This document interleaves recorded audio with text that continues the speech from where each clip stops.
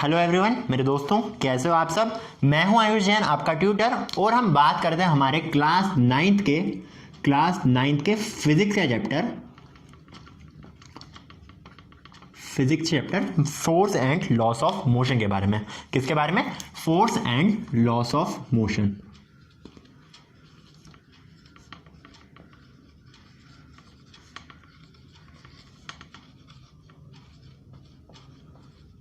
तो गाइस, हमने basic definition देख ली थी कि फोर्स क्या होता है। हमने इसका क्लासिफिकेशन भी करा था into balanced force, okay, balanced force and unbalanced force. इन दोनों कैटेगरी में भी हमने इनको बांट दिया था। अब इस पर्टिकुलर लेसन से हम बात करने वाले न्यूटन्स लॉस ऑफ मोशन के बारे में।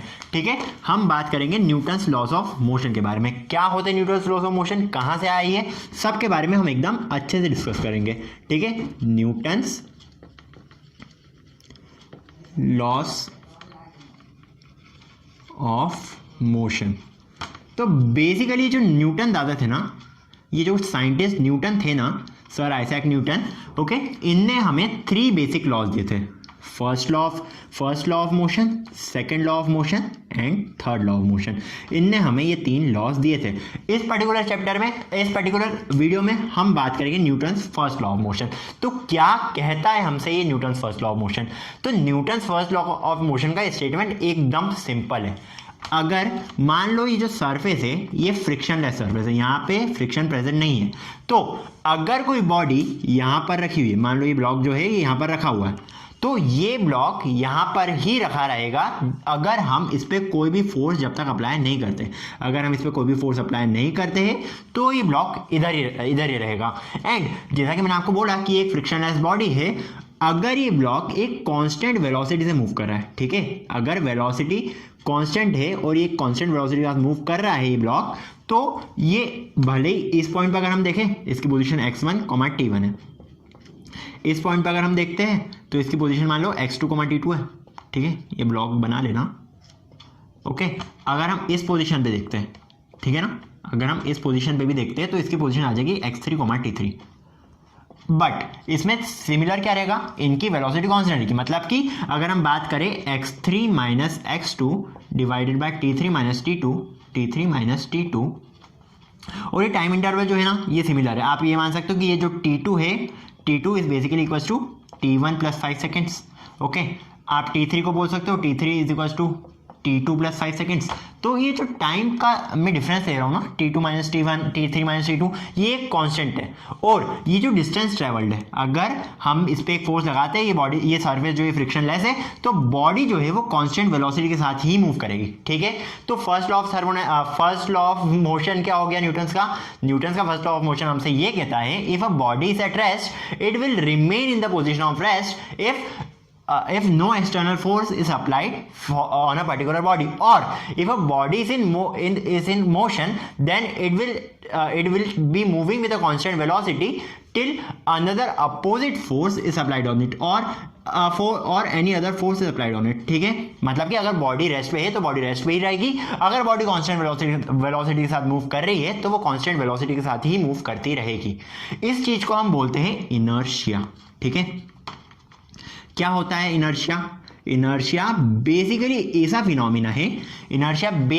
फिनोमिना है जहां पर बॉडी अपनी पोजीशन को अटेन करने की कोशिश करती है। ठीक है, अपनी जो पोजीशन है, अगर बॉडी की मूविंग पोजीशन थी तो बॉडी मूविंग पोजीशन को ही स्टेट ऑफ रेस्ट मान लेती है। अगर बॉडी रेस्ट में है विद रिस्पेक्ट टू ग्राउंड तो वो बॉडी रेस्ट पे ही रहती है। अगर मूव कर रही है तो बॉडी अटेन कर लेती है कि बॉडी मूव कर रही है। जैसे कि अगर हम कुछ एग्जांपल्स देखें इनर्शिया के बारे में, ठीक है, बहुत ही बेसिक कंसेप्ट है, मैं आपको समझा दूंगा।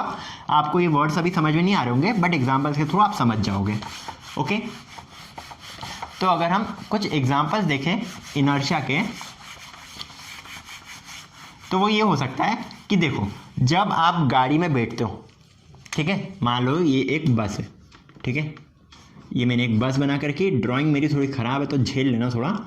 ये एक बस बना के रखी मैंने, ओके, अभी इसकी वेलोसिटी जीरो है, मतलब कि इसका इनिशियल पॉइंट पे वेलोसिटी जीरो है, मतलब कि बस मूव नहीं कर रही है। आप मान लो आप बस के कहीं इधर बैठे हो, ठीक है, आप यहाँ पे बैठे हो, तो जब बस आगे जाएगी विद वेलोसिटी v, जब बस आगे जाने की कोशिश करेगी तो आपने नोटिस करा होगा जैसे ही बस चालू होती है आप पीछे की डायरेक्शन में गिरते हो, ठीक है। वेलोसिटी तो यहाँ पे लग रही है बट आपकी जो मोशन की डायरेक्शन रहती है वो पीछे की डायरेक्शन में रहती है। कुछ टाइम बाद जब वेलोसिटी कांस्टेंट हो जाएगी तो आपको वो स्टेट ऑफ रेस्ट लग जाएगा। अब आगे बढ़ते, अब मान लो ये जो बस है, ठीक है, ये जो बस मैंने बनाई है ये वेलोसिटी v के साथ तो मूव कर रही थी, बट इस पर्टिकुलर पॉइंट पे वेलोसिटी इसकी जीरो हो जाती है, ठीक है। आप यहाँ पर हो, वेलोसिटी जीरो हो रही है, मतलब कि वेलोसिटी कम लग रही है, मतलब कि ये बॉडी इस डायरेक्शन में जाने के लिए टेंड कर रही है, और आप कहाँ पे जाने के लिए टेंड करोगे, इसके अपोजिट, बिकॉज आप जो अपनी पोजीशन थी, ये जब वेलोसिटी v कांस्टेंट हुई थी ना, तो आपकी बॉडी ने सोचा था कि ये जो वेलोसिटी v के साथ अपन चल रहे हैं वो बेसिकली उनके लिए कांस्टेंट वेलोसिटी है, बट हो क्या रहा है, जब बॉडी रुक रही थी, अब आपकी बॉडी ने तो कांस्टेंट वेलोसिटी v अटेन कर ली थी, ठीक है, ये आपकी बॉडी के लिए स्टेट ऑफ रेस्ट हो गया था। बट जब बॉडी रुक रही है, इसकी वेलोसिटी कम हो रही है, तो आप आगे जाने की टेंडेंसी रखोगे, ठीक है, आप इस केस में आगे जाने की टेंडेंसी रखोगे। कुछ और एग्जांपल्स देख लेते हैं। मान लो यहाँ पे एक शार्प टर्न आ रहा है, ठीक है, आप यहाँ से जा रहे हो, ओके, ये आपकी कार है, यहाँ पे एक शार्प टर्न आ रहा है, आप जब इधर जाते हो, आपकी कार जब इधर टर्न करती है तो आपने नोटिस करा होगा, अगर आप अगर इसको लेफ्ट हैंड बोल रहे हैं तो आपकी टेंडेंसी रहेगी राइट हैंड पे जाने की, मतलब कि अगर आप इसको बॉटम बोल रहे हो या लेफ्ट बोल रहे हो तो आपकी टेंडेंसी रहेगी राइट में जाने की। ऐसा क्यों होता है, बिकॉज आपकी जो बॉडी थी उसने एक पोजीशन अटेन कर ली थी। आपकी बॉडी ने क्या पोजीशन अटेन करी थी कि ये जो इस डायरेक्शन के अलॉन्ग ही मूव करना है, बट इधर आपने डायरेक्शन बदल दी तो उसका मोशन तो इसी डायरेक्शन में हो रहा है, बट क्योंकि आपने डायरेक्शन बदली है तो ये उस डायरेक्शन को अपोज करने के लिए ये उल्टी डायरेक्शन में जाने की कोशिश करेगी आपकी बॉडी, ठीक है। समझ आ रही चीजें, कोई बात नहीं, अगर समझ नहीं आ रही एक दो और एग्जांपल देख के समझेंगे, फिर आपको समझ में आ जाएगी और इसका मैं आपको एक कंक्लूजन बता दूंगा। तो चलो एक और एग्जांपल देख लेते हैं। मान लो ये एक एप्पल ट्री है, ठीक है, ये एक एप्पल ट्री है। अब आप क्या कर रहे हो, मान लो इस पे बहुत सारे एप्पल्स उगे हुए हैं, ओके, थोड़ा अच्छा लगेगा आपको, ये बहुत सारे एप्पल्स इस पे ट्री पे है। अब आप क्या कर रहे हो, आप फोर्स इस डायरेक्शन से लगा रहे हो, इस डायरेक्शन से लगा रहे हो, इस डायरेक्शन से लगा रहे हो, इस डायरेक्शन से लगा रहे हो, हर जगह से आप इस ट्री पे फोर्स लगाते जा रहे हो। तो हो क्या रहा है, अब इस केस को आप ढंग से समझना थोड़ा, ठीक है। हो क्या रहा है, आपने जब इधर से फोर्स लगाया, ये जो एप्पल है, ठीक है, ये जो एप्पल दिख रहा है, हम एक ही एप्पल की बात कर लेते हैं, ठीक है, इस एप्पल के बारे में बात करेंगे। आप इस डायरेक्शन में फोर्स लगा रहे हो तो ये एप्पल जो है ना, ये तो अपनी पोजीशन मेंटेन करने की कोशिश करेगा, पोजीशन मेंटेन करने की कोशिश करेगा तो क्या होगा, ये इसको अपोज करने की ट्राई करेगा। अगर हम इस डायरेक्शन में फोर्स लगा रहे हैं तो ये एप्पल इस डायरेक्शन में जाने की कोशिश करेगा, एंड अगर हम इस डायरेक्शन में फोर्स लगा रहे हैं, ठीक है, अगर हम ये वाला फोर्स लगा रहे हैं तो एप्पल इस डायरेक्शन में फोर्स लगाने की कोशिश करेगा, and because of continuous vibrations ये अपनी पोजीशन मेंटेन नहीं कर पाएगा एंड ये एप्पल फॉल हो जाएगा, ठीक है, या लीव्स भी हो सकते हैं, कुछ भी जो भी पेड़ पे है वो गिर जाता है। तभी आपने कोशिश करी होगी कि आप ऐसे पेड़ को हिला रहे हो, इस टाइप से पेड़ को आप धक्का दे रहे हो, इधर से आपका फ्रेंड धक्का दे रहा है, थोड़ा पेड़ को हिलाने की कोशिश कर रहे हो तो बहुत सारे लीव्स एंड फ्रूट्स जो भी है वो फॉल डाउन हो जाते हैं। तो ये केस है हमारा बेसिकली इनर्शिया का, ठीक है, ये इनर्शिया का है। और ये इनर्शिया जो है ये हमें फोर्स की डेफिनेशन भी देता है, ठीक है। इनर्शिया के थ्रू हम फोर्स की डेफिनेशन भी निकाल सकते हैं। फोर्स की डेफिनेशन क्या निकालेंगे, a body is said to be at rest when no force is applied on it and it is said to be moving in a continuous with a uniform velocity if no external force from any direction is applied to it, ठीक है। मतलब कि force क्या करता है, force basically किसी object की direction को चेंज कर सकता है, फोर्स बेसिकली किसी की स्टेट ऑफ रेस्ट को चेंज कर सकता है, फोर्स बेसिकली किसी भी ऑब्जेक्ट की स्पीड को कम कर सकता है, फोर्स बेसिकली किसी भी मूविंग ऑब्जेक्ट को स्टॉप कर सकता है, फोर्स बेसिकली किसी भी ऑब्जेक्ट का शेप एंड साइज चेंज कर सकता है। तो फोर्स बहुत कुछ कर सकता है एंड ये जो इनर्शिया है ये भी हमें फोर्स के बारे में ही बताता है। अगर हम बोलते हैं force is a thing which produces a tendency of inertia, तो ये डेफिनेशन भी करेक्ट होगी। एग्जाम में मत लिख के आना, बस मैंने आपको बता दिया कि इनर्शिया एंड फोर्स दोनों इंटर रिलेटेड है, इनर्शिया एक टाइप ऑफ फोर्स ही है, ठीक है, बात समझ में आ गई है। तो हमने इनर्शिया के बारे में देखा है, ठीक है। इनर्शिया में हमने क्या देखा, ये आपको अगर एग्जाम्पल समझ में नहीं आए हो तो एक सिंपल सी डेफिनेशन लिख लो कि inertia is that phenomena which opposes the motion of a body, ठीक है। ये बॉडी के मोशन को अपोज करने की कोशिश करता है। अगर बॉडी रेस्ट में है तो अगर बॉडी इस डायरेक्शन में मूव कर रही है, अगर बॉडी इस डायरेक्शन में मूव करना अचानक से चालू करती है तो आपकी वो इनर्शिया के कारण आपकी मूव करने की टेंडेंसी इस डायरेक्शन में होगी। अगर बॉडी अचानक से इस डायरेक्शन में मूव कर रही है तो आपकी बॉडी की मूव करने की टेंडेंसी ये होगी। ये हर चीज पे अप्लाई कर सकता है। एक और एग्जांपल देख लेते हैं हम, एक कारपेट का एग्जांपल लेते हैं, बहुत छोटा सा एग्जांपल है। मान लो ये कारपेट में बहुत सारी डस्ट जम रही थी एंड आपने इसको यहाँ पे सुखा दिया, ठीक है। इस कारपेट को आपने यहाँ पे सुखाया हुआ है।